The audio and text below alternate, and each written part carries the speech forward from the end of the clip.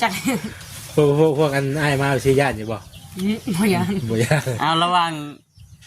ย่านหมูไม่กินกับย่านผีเจ้าย่านยัง ว่ายังบ่มีกินเลยแล้วบ่ยาน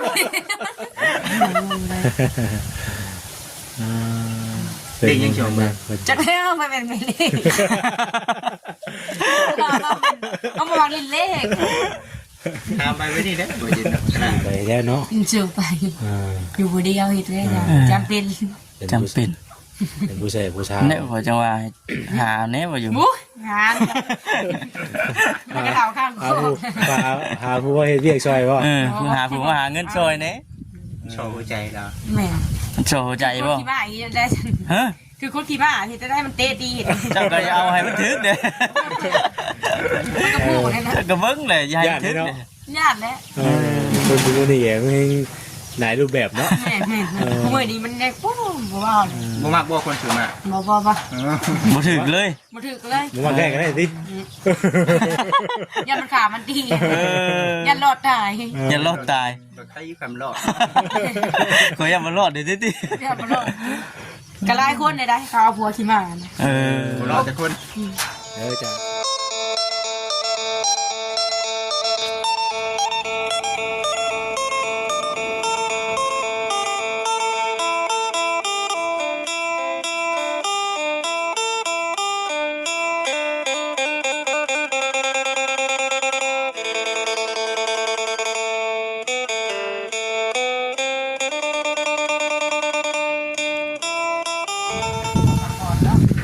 มาพี่น้องเลยเปิดภาพเปิดคลิปมาก็ยังอยู่ที่บ้านที่เฮือนน้องดำหรือว่าเฮือนสาวดำเพิ่นคือเก่าทักทายสบายดีเด้อพี่น้องเนาะทักทายสบายดี FC กันเบิดสุขุสุคนพบพ่อพบเจอกันอีกคือเก่า ก็เลยเทคน้อย เฮ็ดยังอ่ะ กุ๊กเทคน้อยเท่าไหร่ เฮ็ดยังอ่ะน่ะ เป็นไง เปิดน้ ไม่ค่อยเข้าไปคุณเรื่องสบายดีเพิ่นเด้อ ไปดี ไว้ชาวน้ำไว้ ำขีดตะพกขีดตะไคร้เพื่อนสาวดำเด้อพี่น้องสาวดำคนโสดเนาะโอ้ น้องด น้องดำคนโสด ำเอาไงเสียก็เดี๋ยวไปเดิน หัวข้างปืนปีนเลยเนาะ ออกไปได้ทุกคน เอามาทางประตูพี่แหละพี่น้องเนาะเพื่อนน้องดำเพิ่งก็ติดอยู่กับอันหงเลื่อยพี่น้องเลยเนาะเพราะได้อาศัยหาเงินหาคำเลี้ยงชีพหรือว่าสู้ชีพตัวเองไว้ไปวัน มีใช่ไหม งานเด้อของานบ่กล้าเกินเด้อบ่เสีย คืออยู่ว่าน่ะ เราดำเอ้ยสบายดีเด้อ จะไปดีอ้าย โดยอยู่ผู้เดียวบ่ โดย คือได้อยู่ผู้เดียว อยู่คนเดียว คือผู้ว่างามนึงคืออยู่ผู้เดียว ไม่ได้ผัว ผู้อยากได้ผัวคือว่าอย่างฉัน ยังจะหอดยามมันบ่ อยู่บริษัทยาม แล้วพ่อยามจักปีได้เจ้าล่ะ 21 21ปีเออ ระวังมันกายยามเด้อ ให้หูเด้อแต่ว่าผมก็สิเจ้าเฮ็ดเปียกเลย ใช่หมองอยู่หมองนอนเจ้าอยู่ใช่ นี่ น่ะ นี่นี่นี่นี่ สาวอยู่เพิ่นคนเดียว เอ้าแบบอันนั้นได้จ้ะแบบอันพ่อแม่ได้จ้ะ ตัดเสียไปแล้ว พ่อแม่เสียหรือว่าเฮียแม่น่ะเฮียเบิด แม่เฮีย พ่อแม่เสียแต่อยู่ผู้เดียวเพิ่นมีลูกทุกคนของเจ้า 3 คน4 คนนะ 3-4 คนแต่ก็ต่างคนต่างไปเนาะ ไปเอาหัวแล้ว ผัว แล้วก็ต่างคนต่างมีครอบครัวไปเจ้าน่ะเฮ็ดเวียกอยู่นี่บ่ โดย เฮ็ดหยังอยู่นี่น่ะ เขาถาม เอาทางที่การแม่นบ่ได้สอบอะไรมื้อนี้ โง่หาอันกระเลียนพื้น หาก็เรียนพื้นอยู่หมู่ใดน่ะ ไปพาไปเบิ่งก่อนไป ไปว่าเบิ่งดู มาหอดเลย จะพาแพทย์ได้เขาก็ได้เลยค่ะ เอาเพิ่นก็มีครอบครัวเด้ครอบครัวเพิ่น เอา เพิ่นคำเกี่ยวเพิ่นก็ให้ลูกให้เต้าเพิ่นนั่นแหละ แม่ สาวดำปฏิภาไปเบิ่งกันห้องงานหรือว่าธุรกิจมืดแล้ว บุญจะมาขอแม่นะ ฮะ บุญจะมาแม่ได้มันแดด โอ้แม่เนาะ อันนี้น่ะต้องขายให้โรงงานอย่างเดียวบ่ซะดา แม่ขายเขาอัน สมมุติว่าข่อยอยากซื้อได้ซะ สิได้เห็นบ่สอบจะได้เป็นใคร ของเจ้าชอบ สอบสัก4 ครั้ง โอ้นี่ว่าโอ้ถือว่าใช้เวลาเต็มเลย อันนี้เจ้าให้บ่สะดำนี่ บอกคุยเนี่ยพระพุทธเจ้า ของข้าเจ้า ของกระเจ้า อ๋อทานพี่น้องเอ้ย เด้เรา อ๋อถือว่าเพิ่นจะว่าของมันเป็นเดือนเนาะมันบริษัทที่ดีบ่มันยาวเลยเนาะเป็นเดือนใช้เวลา เอ้ เต็ ย ม ได้ แล้ว ชอบแล้วมานี่สบายดีเด้อ สบายดี ได้จักชอบแล้วมานี่ หาคลิป ได้หาฮุก เมื่อยบ่ อ่านที่ใหม่ด้วยมัน เมื่อย ติด เนาะ ไม้ไหมบ่เซน เมื่อย เนาะ เนาะ ญาติเด้อ เมื่อยจะชูดิของจริงนะว่านี่ ของเพื่อน ของเอ้ยเนาะไอ้สาวของน้องดำเพิ่นน่ะของไปของมันเนาะบ่แม่ ใช่ของเจ้าตัวนี้บ่เห็นบ่พุ่นบ่เพิ่นให้เพิ่นให้เพิ่นพาไปเบิ่งก่อน แล้วสภาพ ฮะกันเนาะ อ๋ออันนี้คือธุรกิจมืดของน้องดำ เดี๋ยวว่าน่ะ คนผู้จบผู้งามเลี้ยนพื้นกับงามผู้แห้งเด้อเนาะโอ้ย คนเดียวบ่เฮ็ดดิชาวดำ เดินไปแล้ว เพิ่นบ่เชื่อเจ้าเนาะ ก็มาเชื่อใช่ไหม ก็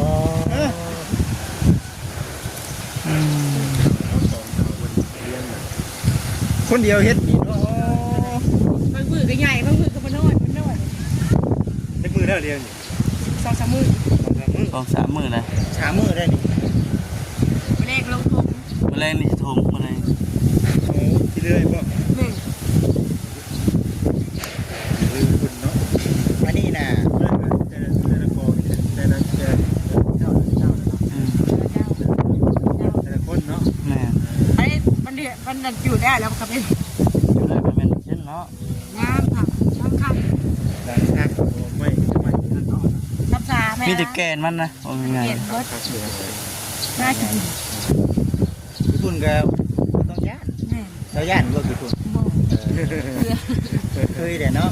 สิ้นเลยนะ เจ้าเฮ็ดแบบนี้มานี่จักปีแล้วจ้ะ ได้ปีเลยแดงหน่อยเลยก็อีเมล แต่น้อยเป็นแม่เนาะ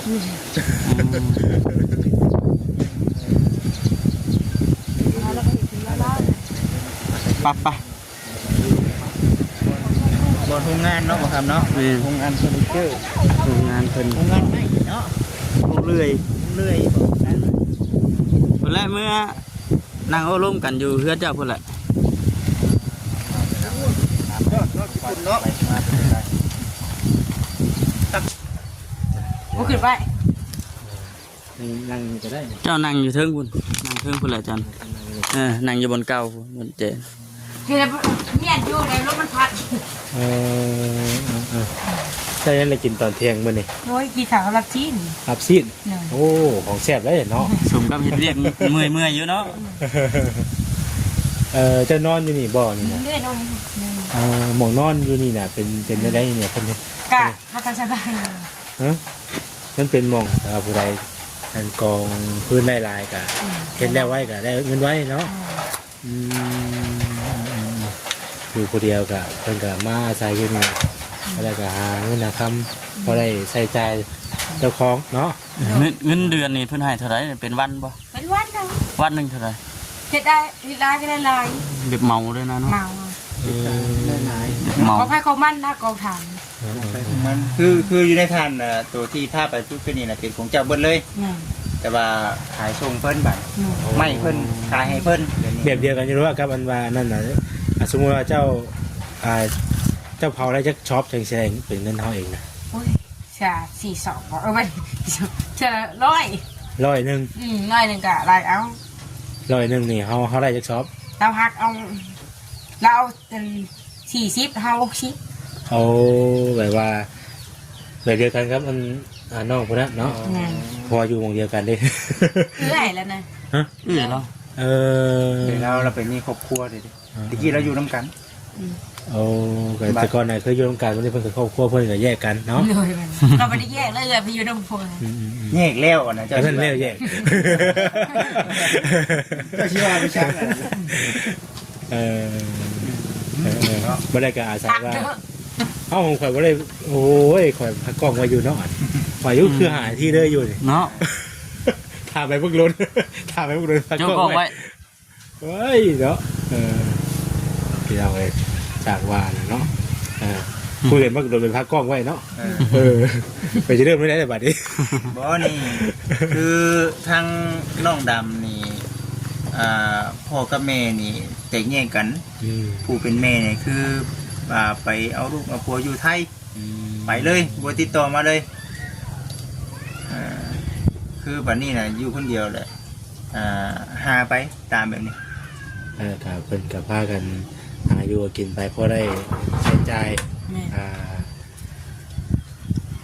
อันนี้น่ะเป็นเพื่อนของตัวเองหรือเพื่อนลุงเนาะเพื่อนลุงลุงน่ะเป็นคนเลี้ยงแต่ว่าลุงน่ะไปหาเงินอยู่เวียงเห็นป่ะ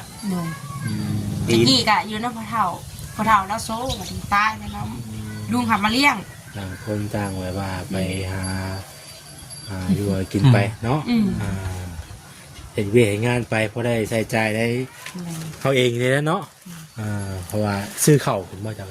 ซื้อแล้วพวกถักกระเห็ดน้ำเบาๆเนี่ยผักมันกระเฮือนเบา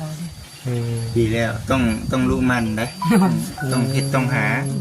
คำว่าเห็ดบัดก็เลยกับยูเทลนี่เนี่ยแบบเผาทานเนาะหลักคือเผาทานโดยเฉพาะเราไปสัมภาษณ์ดูดูแล้วก่อนเนาะบอกเจ้าก่อนถือว่าลายเยอะสัตว์เนาะไม่ลายที่แต่ภูมาดูนี่ก็ได้เนาะคือเจ้าเนี่ยเป็นคนบ้านนี้เองเลยเกิดอยู่นี่เลยเกิดมาเนี่ยก็มีแต่มูลแม่อันเดียวนี่แหละวะบ่แซ่นมาอยู่นี่บ่นะแม่อันนี้คือมูลแม่เราได้นี่แต่เพื่อนนี่แบบนี้เพื่อนนี่แต่เราอยู่นี่เลยแม่เวลาก็อยู่นี่ตั้งแต่เป็นใหญ่นะเวลาก็เนาะอยู่แต่น้อยจนใหญ่จนสีสำรุดไปเลยเนาะเนี่ยไปวงไรก็ได้ผู้พังมาแน่ติเอาสู้ไปแล้วเนาะสู้ไปอยู่บนเดียวเห็นเลยนะจำเป็น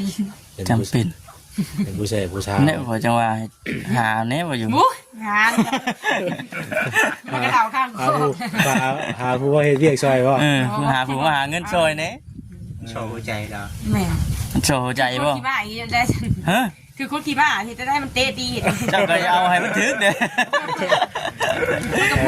ก็เบิ้งเลยอย่าให้ถึกเลยญาติแล้วคนดูนี่เองหลายรูปแบบเนาะแม่เมื่อนี้มันเด็กปุ๊บบ่มากบ่คนถึงอ่ะบ่ถึกเลยบ่มาแก้กันได้ดิยันมันขามันดียันรอดตาย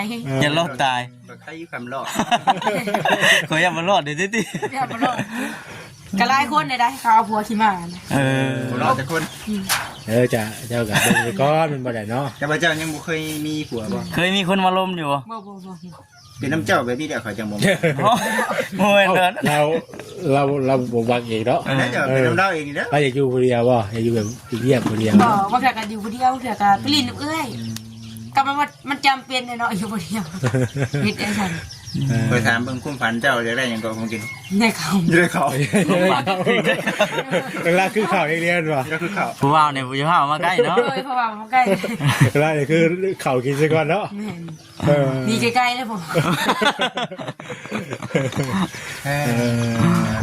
อะไรก็คือสมมุติจะว่าเนี่ยคนเฮ็ดงานหรือว่ารับจ้างเพื่อเอาเงินมาซื้อข้าวที่น้ำไว้อยู่ไว้กินในชีวิตประจำวันของเขาอะไรเนาะสำคัญในนี้คือเรื่องเข่าแม่นสมมติว่าคือทั้งไอ้มาชูมือนี่บุเป็นยังบ่เป็นยังย่านนี่บ่นี่กับบ่ย่านไม่ได้เลยต้องเมียนใหม่ได้เด้อเมียนใหม่เมียนเฮือนปัดกวาดเก็บไผ่มันเป็นมันปีลูกจักปีมาใช่ปีอยู่ได้น้องไปว่าได้ว่าอะไรกับคนอยู่ผู้เดียวหมุนอยู่ไปแล้วว่าอะไรกับเนาะคนอยู่บนนอนนี่เป็นยังไงมันไม่ขี้ข้านแล้วที่มันเป็นแบบนี้แหละมันไม่ขี้ข้านจักดีเนาะติ๋วเนาะข้านน่ะบ่จิตเชื่อว่ากองไม้บ่ใหญ่ขนาดนั้นหรอกไปเป็นอะไรบอกว่านี่คือแบบว่ายันหลายทานเพิ่นว่าน้องเพิ่นเป็นจังซี่บ่สินะจริงแล้วเพิ่นก็เฮ็ดเวียกอยู่นี้กองทานอยู่นี้เป็นอะไรเนาะเพื่อนอยู่นี้แต่ว่าเพิ่นมูลอยู่นี่น่าไปแล้วกันเนาะ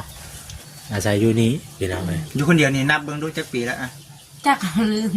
อยู่จนลืมเนาะอยู่จนลืมส่วนใหญ่นะที่สิหลายปีเติมละเบิ่งเลยก็ได้แล้วก็บ่ได้มีไฟอยู่นี่เนาะมีแต่เจ้าดูเนาะเอื้อกับบ่อยู่แล้วไปเอาบ่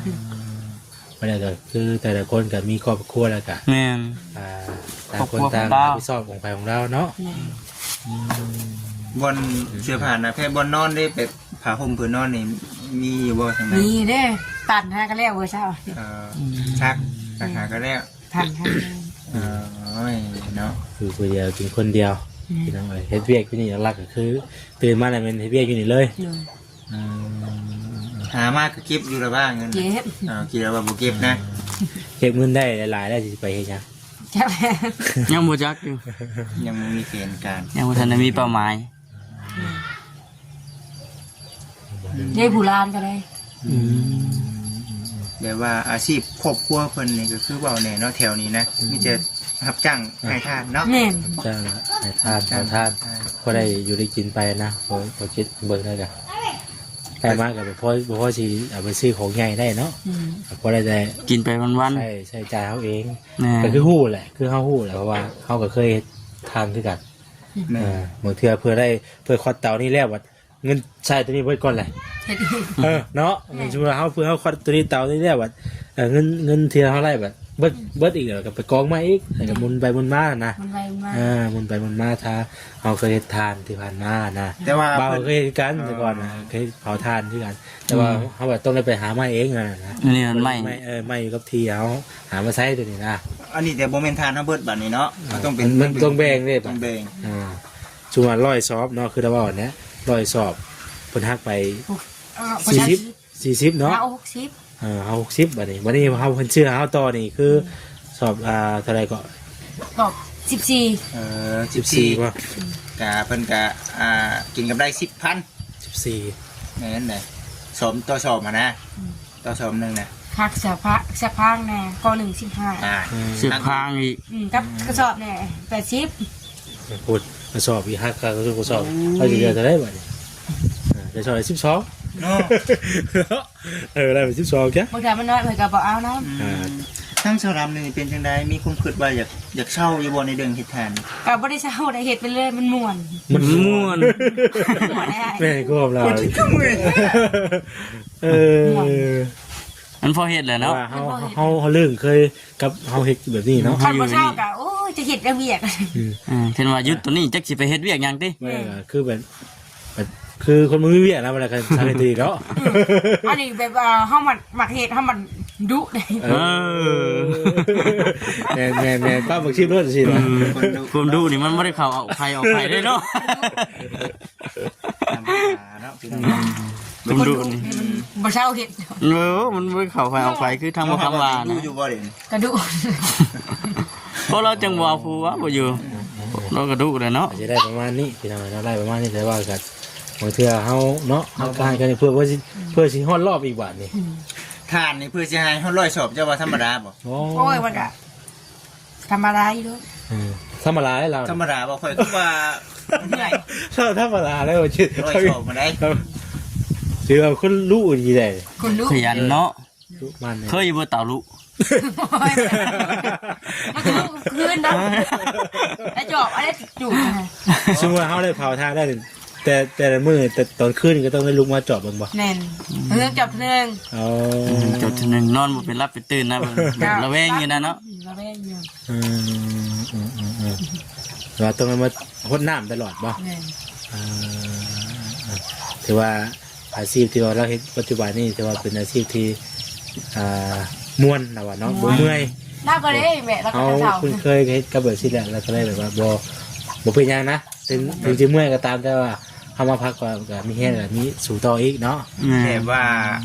คือทางนี้นะเขาเจ้าเฮ็ด จะคล้องเราก็เห็นคือกัน แม่นเขาเจ้าเฮ็ดเป็นกลุ่มมานะว่าซั่น ก็เลย ม้วนน่ะบ่ได้มีแต่เราเฮ็ดผู้เดียวเด้ บ่ได้ไปข้างในบ่แต่ หมดไปใช่เลย อยู่แต่นี่บ่ โคแต่ทานโคแต่เต่าเด้อ คนละตาคนละเจ้า บ่ได้ไปเล่นทางใดไปเคยไปอยู่บ่เซโน ก็เคยไปเยอะก็ไปหินกันแล้วไปหินกันอีกเนี่ยพาไป แม่นี่ ทา คื ง อ น้อง แม่ เพิ่น แม่ ก็ นี่ ฮู้ นะ จักเฮ็ดจักหาอยู่ไปหน่อยเนาะว่าบ่ได้อยู่ซื่อเนาะบ่ได้ย่านบ่อยู่คนเดียว ก็ย่านอยู่แค่ก็บริย่าน ญาติอยู่บ่ได้ญาติเด้ ก็บริย่านอยู่กับ ได้พันยะ เจ้าญาติยังที่สุดอ่ะน้องนี่ จาก พวกกันอ้ายมาสิย่านอยู่บ่ พยาน บ่ย่าน เอาระวัง ย่านหมูไม่กินกับย่านผีเจ้าย่านหยัง ว่ายังไม่กินเลยแล้วไม่อยากกินไม่อยากกิน แม่นก้มเล่าไหลแล้วถึงไหนเนาะ ดีกับไม่อยาก แม่นมึงกินไหนกูเนาะ ย่านหมูไม่กินหลายกู ขอยำเจ้าได้ใช่ไหม โยมันหลอกขึ้นกับหลอกขึ้นที่ ถ้าพี่ลอยสิร้อยพี่ขึ้นผม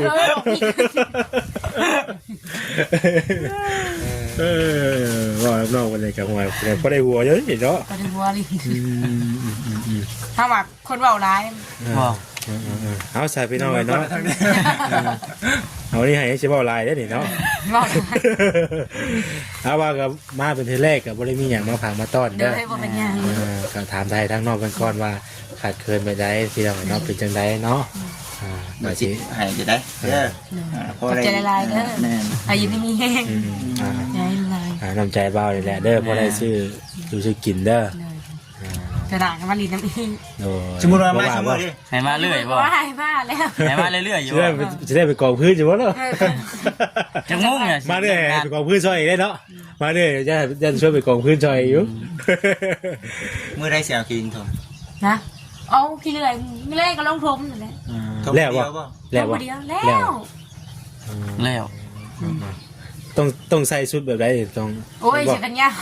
มวยแบบที่พ่อ บ่บ่ เออ ปากเขาดังเบิด อัดหน้าอัดตาบ่ เหนื่อย เฮ็ดนี่ แล้วก็ต้องแบบใส่แบบเนาะ เก่งๆเนาะ เก่งเด้อยังมาว่าเจ้าเก่งอยู่เด้อกดเอาแหละสู้ เฮ็ดไปได้คณะบ่เฮ็ดกับบ่ไม่กินมันบ่ได้เนาะคอยเฮ็ดคอยหาไป ๆอันนี้คือ ให้ ติ๊ก เงิน เขา ได้คำว่าก็เก็บออมไว้ คือบ่มีตีนที่เขา มันไปอยู่เลย ไม่ใช่ นะ มันไปใช่ มันหมดมันจืด ใครให้ FC เบิ่งดูหมดชื่อ เอาได้พอลอยไอ้ไปไปตากแดดมัน ตากแดด ว่าตากแดดมันจะไม่มาใจไอ้เอ้ย เจ้าก็ต้องแช่น้ำดิ แล้วใต้กระปุกเด้อใต้กระปุกแล้วก็หาแนวมาอันเฮ็ดใส่น้ำไว้เด้เนาะ ใจดีลิ้นน้ำปั่นหมดกินน้ำ จะดีเลย เด็กๆยังพอเลี้ยงหมดอีกดิ เมนหมด พี่น้องเอ้ยเนาะเพิ่นก็ตื่นมาแล้วก็เพิ่นก็อยู่สิต้นดึงชิ้นนั่นแล้วบ่ได้กันเนาะเท่านึงข้าวนึงน้ำมันใช่จ้ะดึงหันบ่